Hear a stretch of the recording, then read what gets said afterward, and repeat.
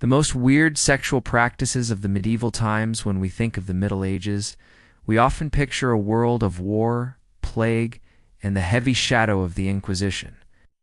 Yet behind the fortress walls and beneath the cloak of morality imposed by the Church, another world existed, one of desire, instinct, and sexual practices so bizarre that they seem almost unbelievable today. The medieval age is often remembered as an era of austerity, where desire was branded as sin, and pleasure itself was thought to lead straight to damnation. But repression has a paradoxical effect. The more human longing was forbidden, the stronger it burned, twisting itself into hidden shapes, strange rituals, and perverse games of the body. The stricter the prohibition, the stranger the ways people invented to satisfy their urges. From religious rituals laced with erotic undertones, to the peculiar games of the nobility, to punishments that blurred the line between pain and pleasure, sexuality in the Middle Ages was both repressed and obsessively present. By day, people prayed under the stern gaze of priests. By night, they participated in secret rites and clandestine pleasures. Chivalric knights swore oaths of chastity before their queens, only to seek forbidden indulgences in dim taverns or hidden chambers. Official chronicles, written by men of power and faith, rarely admitted this hidden side of human life. But in confessions, court records, and scattered diaries, we catch glimpses of a society where the human body was not only a vessel of sin, but also of dark curiosity. Their affection became suspect. Love was reframed as temptation. And desire itself was chained in sermons, yet, all the while, continued to pulse beneath the surface, like fire smoldering under ash. Some customs from this age seem laughably strange, while others remain disturbing even by modern standards. Together, they reveal how human beings navigated the tension between faith and flesh, how the Church condemned sexual pleasure as sin, yet obsessed over it enough to dictate even the most intimate details of marital life, how the nobility turned sex into a display of wealth, power, and eccentric indulgence, and how, in the darkest corners of dungeons, torture and lust intertwined, transforming agony into a grotesque form of satisfaction. To explore these strange practices is to confront not only the corruption and hypocrisy of the past, but also a truth about human nature. Desire never truly disappears. It adapts, it disguises itself, and under pressure, it mutates into forms both bizarre and terrifying. Thus, when we open the door to this shadowed world, we are not simply peering into a medieval oddity. We are witnessing the eternal struggle between repression and desire. The Middle Ages were not devoid of sexuality. They were consumed by it, obsessed with condemning it, and yet secretly enthralled by it. So let us set aside the image of the Middle Ages as merely a time of piety and plague. Let us descend instead into the hidden chambers, the whispered confessions, the nightmarish rituals. For here lies the truth of the most weird sexual practices of the medieval times, a journey, both horrifying and fascinating, where sin and pleasure danced together in the darkness of history. When desire became sin in the Middle Ages, the presence of the Church loomed like an immense shadow over every aspect of life. It did not merely rule souls, it reached into the most private corners of existence, dictating even the bedroom. In the eyes of theology, sexuality was no longer a natural instinct, but a dangerous gateway to sin. What was once human longing became a heavy burden of morality, scrutinized beneath the unyielding gaze of holy law. Medieval writings, from the Bible to manuals of confession, echoed the same warning. Bodily pleasure was temptation born of the devil.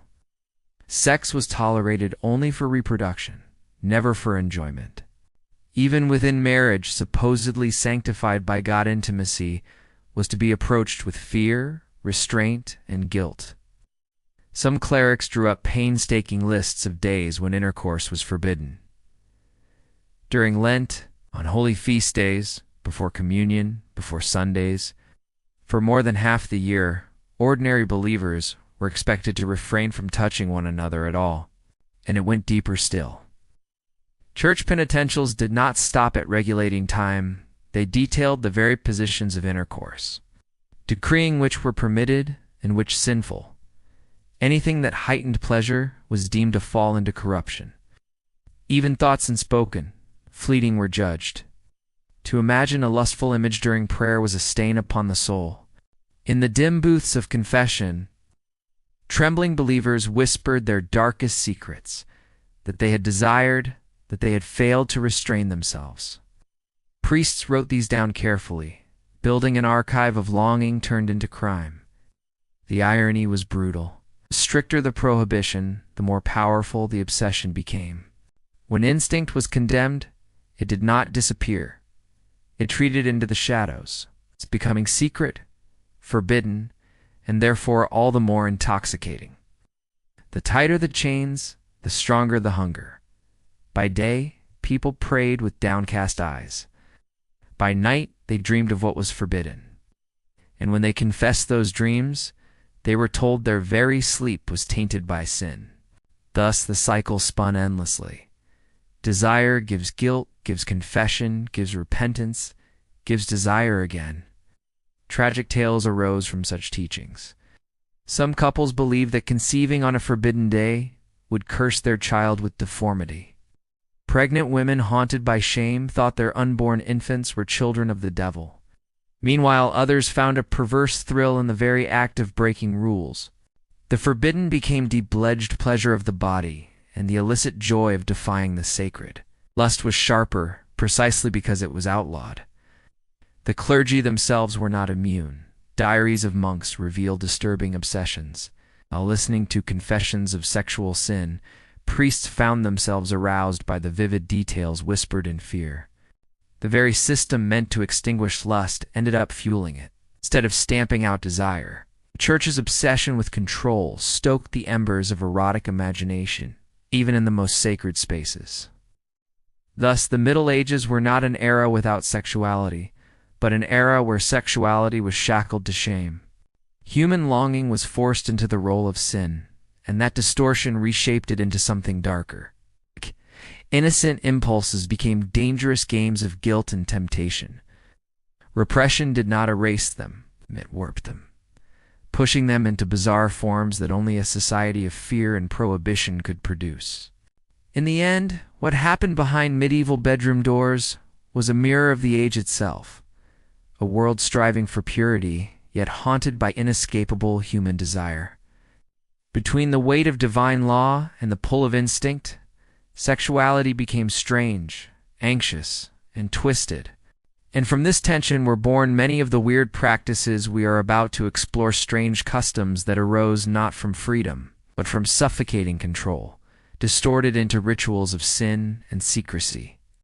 The strange pleasures of the nobility if the common people of medieval Europe lived under the suffocating grip of the Church's prohibitions. The nobility and royal courts played by different rules. For them, sexuality was not only tolerated, but transformed into a stage for power, wealth, and eccentric indulgence. Behind castle walls, under vaulted ceilings, adorned with gold and velvet, strange pleasures unfolded, far removed from the sermons of restraint preached in village chapels. Noble life was steeped in excess. Feasts stretched long into the night, with wine flowing endlessly and minstrels filling the halls with music. Yet food and song were only preludes. At the heart of many such gatherings lay the human body dancers, courtesans and servants compelled to perform not merely as entertainers, but as instruments of lust. These banquets were not celebrations of faith or tradition, but of indulgence flesh turned into spectacle. There are accounts of secret clubs within noble circles, clandestine assemblies in castle cellars. Their lords and ladies donned elaborate costumes, masquerading as gods, demons, or mythic beasts. Servants and captives were drawn into rituals staged as performances of power.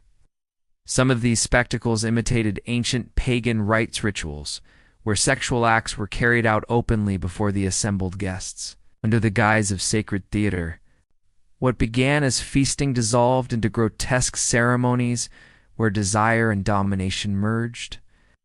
From France to Italy, from the German principalities to the English court, rumors circulated of banquets of sin, decadent feasts where nobility reveled in orgiastic displays. Florence, on the cusp of the Renaissance, became infamous for secret societies where noblemen and their companions indulged in libertine games, often blending art, philosophy, and lust into a single experience. Chroniclers condemned these events as excess, yet could not deny their magnetic allure. In the courts of kings and queens, sexuality became a weapon as well as a pleasure. A princess's marriage bed could seal the fate of empires, yet her body was often treated as a pawn in dynastic games. Kings maintained harems of mistresses and concubines, not merely for desire, but as living trophies of conquest and dominance. Behind the curtain of ceremony, secret affairs simmered between queens and knights, kings and the wives of vassals. When exposed, such liaisons shook kingdoms, reminding all that even crowns bent to the power of lust. For commoners, adultery meant humiliation chains in the marketplace, gears from the crowd. For nobles, the same sins were dismissed as private indulgences of the mighty, often shielded by the church for political convenience. This double standard emboldened the aristocracy. They knew they were untouchable, and so their games grew stranger, their tastes darker. Power demanded distinction, and in the realm of sex, that meant pushing boundaries into ever more bizarre forms. Religion itself was not safe from this corruption. Some nobles staged feasts, mocking sacred rituals. During the infamous Feast of Fools, priests were parodied. Holy vestments became costumes for erotic play, and sacred rites were inverted into spectacles of lust and laughter. To the pious, this was blasphemy. To the nobility, it was proof that they stood above law, above morality, even above God. Behind all these excesses lay a simple truth: power craves distinction. To the peasant, ordinary union sufficed. To the noble, ordinary pleasures grew dull. A lord who commanded armies could not be content with simple intimacy. He needed something shocking, something theatrical, something that reminded the world of his supremacy. Thus, strange sexual practices flourished not at the margins of society, but at its very pinnacle. The chronicles of the time leave us with two mirrored images. On one side, the noble ruler on his throne, pious at dawn, solemn at midday, commanding armies and issuing decrees. On the other, that same ruler by night, intoxicated, indulging in bizarre games of flesh within candlelit chambers. This duality is the essence of the medieval world, sacred by daylight, sinful by nightfall. For those caught in between servants, slaves, and political hostages, such games were not indulgence, but torment. Their bodies became currency, their consent irrelevant. They bore the cost of noble eccentricities, sacrificed for the amusement of their masters. Beneath the silks and jewels of medieval courts lay lives consumed in silence. The strange pleasures of the nobility were not simply the eccentricities of a decadent class. They were statements of power. To indulge in the forbidden was to prove supremacy over law, morality, and even divine judgment. For the nobles of the Middle Ages, lust was never just lusted, was a declaration that they were untouchable, exalted, beyond reproach. And so history remembers them not only as kings and lords, but as architects of a world where sex and power fused into grotesque display spectacles both fascinating and horrifying, leaving behind whispers of the strangest practices ever known in the medieval age. When torture and pleasure became one, if the common people endured repression and the nobility indulged in eccentric excess, then in the shadowed dungeons of the Middle Ages, a darker reality emerged. The merging of torture and desire. Here the body was no longer a vessel of love or sin, it was a stage for cruelty. where the suffering of one became the perverse satisfaction of another. Medieval torture was often justified as a means of extracting truth or purging sin. But behind this righteous mask lurked something far more disturbing. For some executioners, the act of tormenting was not a duty, but a source of pleasure. When glowing iron seared flesh, when bones cracked upon the wheel. Screams were not simply confessions of guilt. They were a macabre symphony that thrilled their tormentors. Records from inquisitorial trials describe torturers who pressed beyond necessity, prolonging pain long after confessions were extracted. It was as if submission itself was not enough. They craved domination, the absolute breaking of another human being. The sight of trembling bodies, the sound of desperate pleas, the gaze of despair, these became intoxicating. Justice blurred into sadism, and punishment into theater. The devices of torture themselves bore a strange erotic symbolism. The iron chair, the rack, the maiden's kiss, these contraptions were designed not only to cause agony, but to expose and degrade the body. Victims were bound, displayed, their vulnerability laid bare for the voyeuristic gaze of their captors. Instruments that crushed, tore, or pierced often mimicked the language of sexuality, transforming the act of torture into a grotesque parody of intimacy. Confession records reveal chilling anecdotes. Prisoners testified that guards mocked their cries, that executioners smiled as flesh blistered, that some lingered over their work with unsettling enthusiasm, though official chronicles sanitize such details. The margins of history whisper of men who did not merely obey orders, but found perverse satisfaction in them. Even public executions became spectacles of collective desire.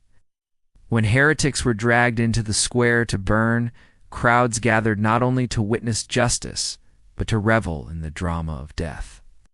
The crackle of fire, the scent of charred flesh, the wailing of the condemned doll were consumed as if it were theater. People cheered, jeered, exulted. Pain became entertainment. Suffering became spectacle.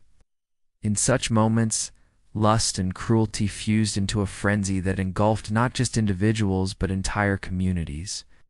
Philosophers of later centuries would call this the eros of violence, the fusion of sexual desire with the thrill of domination. The medieval world, with its rigid prohibitions and obsession with sin, created fertile ground for this dark alchemy. What could not be indulged in private was transposed into the sanctioned violence of the dungeon and the square. Torture became a mask behind which forbidden pleasures could safely hide. The irony is stark. The name of God, in the pursuit of justice, men who wielded whips and brands often indulged in their own lusts of power and flesh.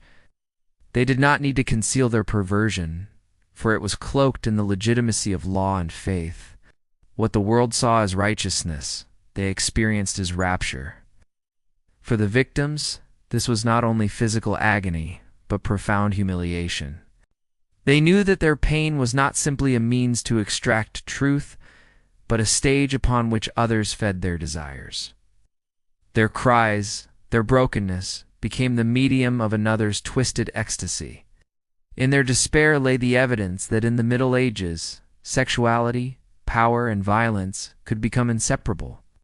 This merging of torture and pleasure was not confined to dungeons. It seeped into the cultural psyche, shaping how societies imagined punishment and desire. It revealed the dangerous paradox of repression. When natural longing is suffocated, it mutates, attaching itself to cruelty, cloaking itself in righteousness, and erupting in monstrous forms. Thus, the darkest legacy of medieval sexuality was not only in the secret bedrooms of nobles or the whispered sins of the common folk, it was in the torture chambers and public squares, where lust found its most grotesque disguise. Here, in the smoldering fires and shattered bones, we confront the terrifying truth. Repression did not destroy desire. It twisted it into horrors that still echo through history. Looking back at the Middle Ages through the lens of desire, we see more than an era of wars, plagues, and holy wars. We see a society where sexuality was chained in sermons, yet burning beneath the surface, transformed into sin, distorted into strange rituals, infused with cruelty. What we have uncovered is not a collection of anecdotes, but a portrait of human nature under repression. Among the common people, the church erected barriers so suffocating that even the bedroom became a battlefield of morality. Desire, natural, human, inevitable, was branded as the devil's whisper. Even a fleeting thought could be grounds for guilt. Yet repression did not extinguish the flame. Instead, it fanned it, turning longing into obsession, making people dream, confess, repent, and dream again in an endless cycle of guilt and hunger. Among nobles and royals, lust was not silenced, but magnified. Behind feasts and ceremonies, behind gilded walls, desire became theater. Bodies were currency, pleasure was spectacle, and excess became a declaration of supremacy. For them, indulgence was not just a personal sin, but a political act, a defiance of law, morality, and even God himself. Their strange pleasures were not accidents of luxury, but the inevitable expressions of unchecked power. And in the dungeons, in the squares where flames rose and crowds howled, we find the darkest convergence. Torture and pleasure intertwined. Pain became theater, suffering became entertainment, and the cries of the condemned became a grotesque music of power. Here repression reached its most horrifying mutation. What could not be indulged privately was clothed in righteousness and unleashed publicly, turning violence into desire and justice into sadism. These three faces peasants bound by fear, nobles drunk with excess, and torturers intoxicated by panar, not isolated phenomena. They are mirrors of the same truth. Human desire cannot be erased. It shifts, it adapts, it disguises itself, and under pressure, it mutates into grotesque forms. Centuries have passed, yet the shadow of the medieval world lingers. Today, we no longer live under the same chains of the church, yet debates over sexuality, morality, and control remain alive. Have we truly escaped the cycle of repression and indulgence? Or do we continue to dress desire in new masks, repeating the same patterns under modern names? The strange sexual practices of the Middle Ages are not mere curiosities to horrify or amuse us. They are reflections of ourselves, reminders of how power shapes intimacy, how prohibition breeds obsession, and how human longing, when forced into darkness, returns in distorted and often terrifying forms. As we close this journey, we are left with an unsettling realization. Desire is never only private. It is historical, social, political, a force that has shaped empires and toppled thrones. It has inspired devotion and justified cruelty. In the Middle Ages, it was cloaked in sin, warped into rituals of shame and violence. In our age, it wears other disguises. The question endures.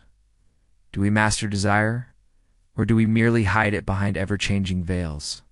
Perhaps the greatest lesson of the medieval world is this. When humanity tries to suffocate its own nature, that nature does not vanish. It returns, twisted, darker, more monstrous than before. And in that truth lies the eternal shadow that links us still to the darkest desires of the past.